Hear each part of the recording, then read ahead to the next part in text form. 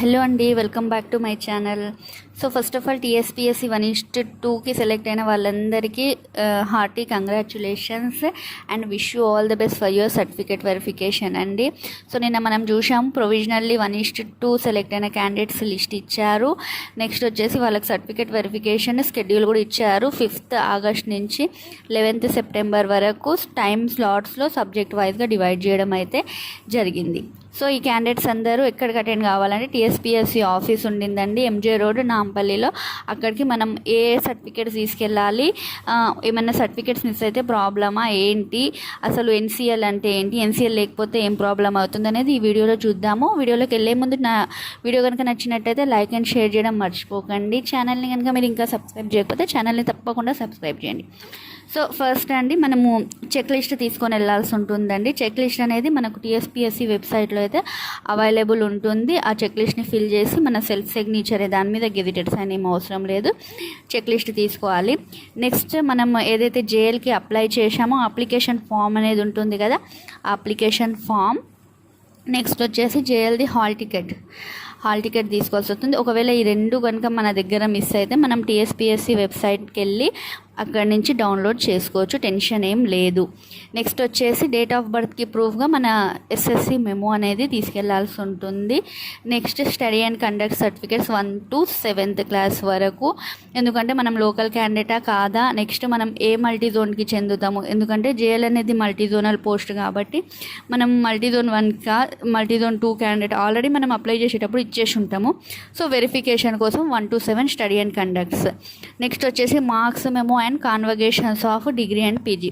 So problem ఇక్కడ start అవుతుందండి. మనలో చాలామందికి మార్క్స్ మెమోస్ అయితే ఉంటవి కానీ కాన్వకేషన్ ఉండవు. సో చాలామందికి డౌట్ ఏంటంటే ప్రొవిజనల్ తీసుకెళ్తే నడుస్తుందా అంటే ప్రొవిజనల్ వ్యాలిడిటీ ఓన్లీ 3 years అండి ప్రొవిజనల్ సర్టిఫికేట్స్ది.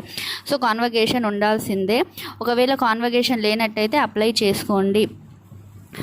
సో రేపు కానీ ఈరోజు కానీ మనం అప్లై చేసుకున్నట్టయితే వితిన్ 7 working daysలో అయితే మనకు కాన్వకేషన్ రావడం జరుగుతుంది. మనకు టైం ఉండింది కాబట్టి ఫాస్ట్ మోడ్లో దట్టు కూడా బై హ్యాండ్ కలెక్ట్ చేసుకునేలాగా అప్లై చేసుకుంటే మనకు కాన్వకేషన్ వితిన్ ద టైంలో రావడానికి చాయిసెస్ ఉన్నవి. And most of the university మొత్తం ఆన్లైన్ ప్రాసెస్, మనం యూనివర్సిటీకి వెళ్ళి ఫిజికల్గా అప్లై చేయాల్సింది అయితే ఏం లేదు. కానీ కలెక్ట్ చేసుకునేటప్పుడు బై హ్యాండ్ ఎందుకు పెట్టుకోమంటున్నానంటే ఫాస్ట్ మోడ్లో 7 days అండి, మ్యాక్సిమం 7 working daysలో వచ్చేస్తుంది.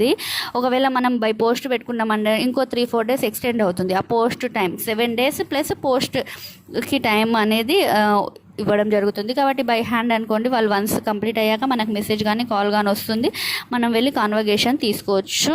సో అప్లై అయితే తప్పకుండా చేసుకోండి. ఒకవేళ లేకపోతే డ్యూ అని రాస్తారు, అప్లై చేసిన రిసిప్ట్ని కూడా మనం ప్రొడ్యూస్ చేయొచ్చు. నెక్స్ట్ వచ్చేసి క్యాస్ట్ సర్టిఫికేట్, మనం ఏదైతే క్యాస్ట్ క్లెయిమ్ చేసుకున్నామో ఆ క్యాస్ట్ సర్టిఫికేట్ లేటెస్ట్ ఏం అవసరం లేదండి, తెలంగాణ ఫార్మేషన్ అయిన తర్వాత ఇది ఉంటే సరిపోతుంది caste certificate. Next very important వచ్చేసి నాన్ క్రిమి లేయర్ సర్టిఫికేట్ అండి. బీసీ క్యాండిడేట్స్ ఎవరైతే ఉన్నారో వాళ్ళు ఎవరైతే మనం అప్లై చేసేటప్పుడు ఎన్సీఎల్ క్లెయిమ్ చేసుకున్నారో వాళ్ళు నాన్ క్రిమి లేయర్ సర్టిఫికేట్ అయితే ప్రొడ్యూస్ చేయాల్సి ఉంటుంది. అది మాత్రం ఓల్డ్ది నడవదండి, లేటెస్ట్ ఇయర్స్ది, లాస్ట్ ఇయర్ది కానీ ఈ ఇయర్ది కానీ ఎన్సీఎల్ అప్లై చేసుకోవాల్సి వస్తుంది. అది మనం ఎంఆర్ఓ ఆఫీస్కి వెళ్తే వితిన్ 1-2 daysలో అయితే ఎన్సీఎల్ వచ్చేస్తుంది. నెక్స్ట్ వచ్చేసి ఈడబ్ల్యూఎస్ సర్టిఫికేట్ అండి, ఎకనామికల్లీ వీకర్ సెక్షన్. ఇది మాత్రము న్యూ కాదండి, మనకు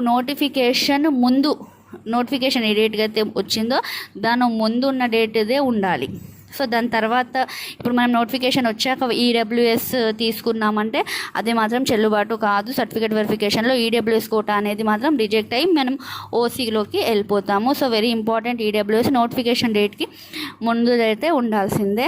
నెక్స్ట్ వచ్చేసి మనం ఆల్రెడీ ఎక్కడైనా వర్క్ చేస్తున్నామో, ఏదో ఒక జాబ్ చేస్తున్నాం గవర్నమెంట్ సెక్టార్లో అయితే మనం నో ఆబ్జెక్షన్ సర్టిఫికేట్ అయితే తీసుకెళ్లాల్సి ఉంటుంది.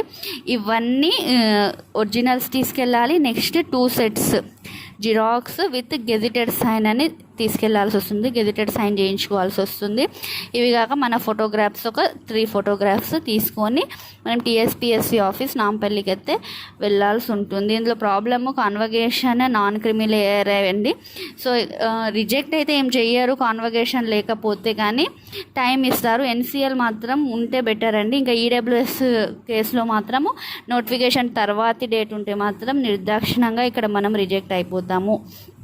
సో దీని తర్వాత వెబ్ ఆప్షన్స్ అయితే ఇవ్వడం జరుగుతుంది.